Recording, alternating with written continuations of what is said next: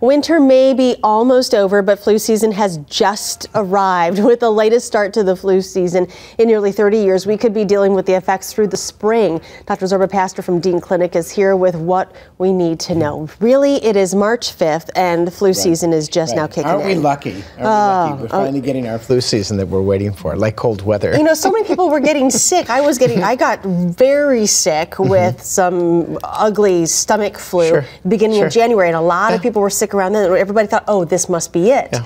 Well, no one knows why there's a late start. I mean, the people at the CDC wonder about it. They say maybe because it's dry, maybe because of the jet stream and the weather changes, but no one knows for sure why it's happening. Nonetheless, we've got flu season, and influenza is awful. Okay, and it usually peaks around February, but now here we're past February. So is this considered the peak, or we're just starting before the peak could be coming like in May? We're just starting, and no one knows whether or not it's going to be really an awful flu season in April or May. It's just what you said. And I think the first thing to leave people with is that you can be immunized. If you haven't gotten your flu shot, you can still get your flu shot. It begins to work kind of right away, but within 2 weeks you've got some immunity against influenza. And remember, influenza kills. 20,000 people last year were killed by the complications of influenza. It's an awful, awful viral disease. Okay, now what do you say, for example, like to my in-laws who will not get the flu shot because they say every time they get it, they get sick. They're convinced the flu shot gives them... it could be coincidence that it just,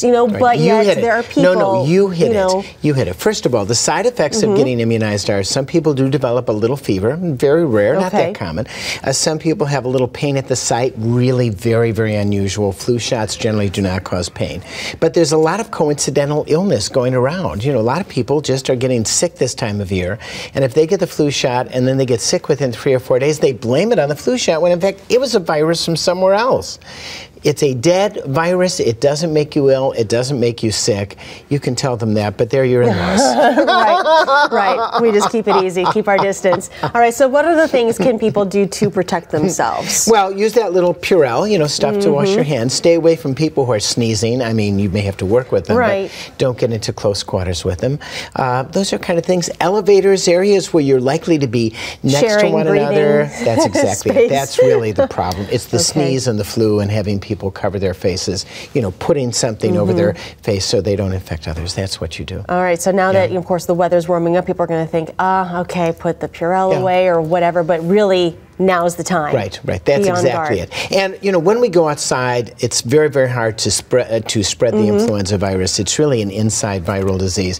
And once again, if you have a high fever, if you're coughing a lot, if you're short of breath or you have pain in the chest when you're coughing, or you just feel really, really sick, they should call their doctor because influenza can be a deadly disease. And sometimes you can't tell the difference. There's a test to find out if it really is flu. And it's coming. Yeah. Okay. Doctor, thank you very much. A pleasure. We'll be right back.